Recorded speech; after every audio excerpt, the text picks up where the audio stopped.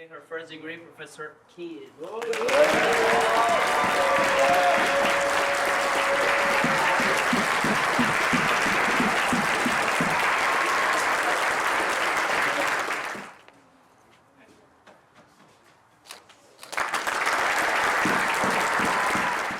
Actually, my memories that came up today that I got my black belt exactly 3 years ago today.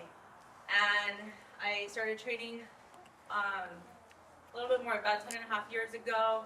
And then 1 year that I was doing more like women's self-defense. It wasn't jiu-jitsu. But I have one of my very, very first instructors here, Professor Jamie. Really mean a lot that he is here.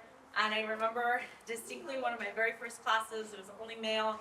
And he was my partner, and he had me doing like 1,000 pump sweeps. And he, of course, over the years, I haven't actually trained so much with him, but always connected with him, and really has been such an important person for me in terms of the support. So I think for myself, I think of like when you're a white belt and you have black belts that you look up to, it's almost like your parents.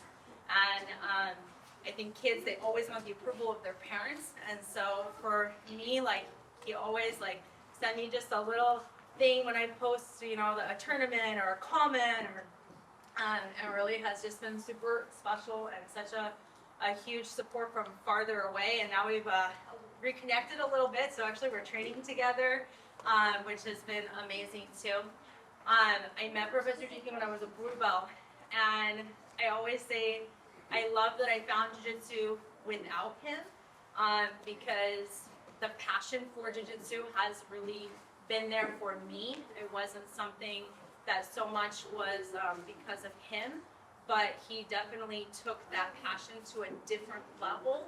And I always say he believed in me first, as far as a competitor, an instructor, things that I never thought that I would be successful in.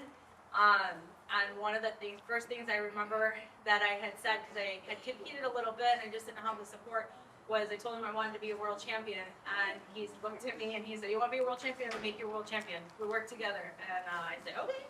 And so that has definitely been a dream that we have worked together on, and has been really special. And for me, he has been a really important mentor for me. And I think Professor Chris had mentioned, he started his journey in jiu-jitsu at 13 years old in Ecuador, and left his family, has slept in his car, slept in gyms, had no money, and always just continued on the path of the dream and the vision to be where he is today. But I mean, years and years and years of hard work, dedication, perseverance, failure to be here today. And I think that's very special and unique, and really has inspired me a lot.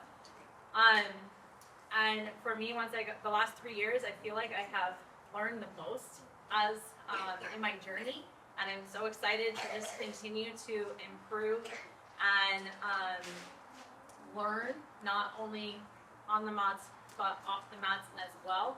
I am a really big believer that who you surround yourself with makes a huge impact on your life. And really, everyone in this room, I feel like you guys all motivate and inspire me in your own way.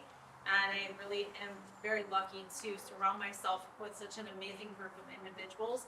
And so much of, I think, who you become in your belts is the people that you surround yourself with. And for me, it's not just the adults, like all of these kids here, I love them so much, and they give me so much life. Like the kids are the future, and they really have such a special energy. So I love to be on the mats teaching the kids.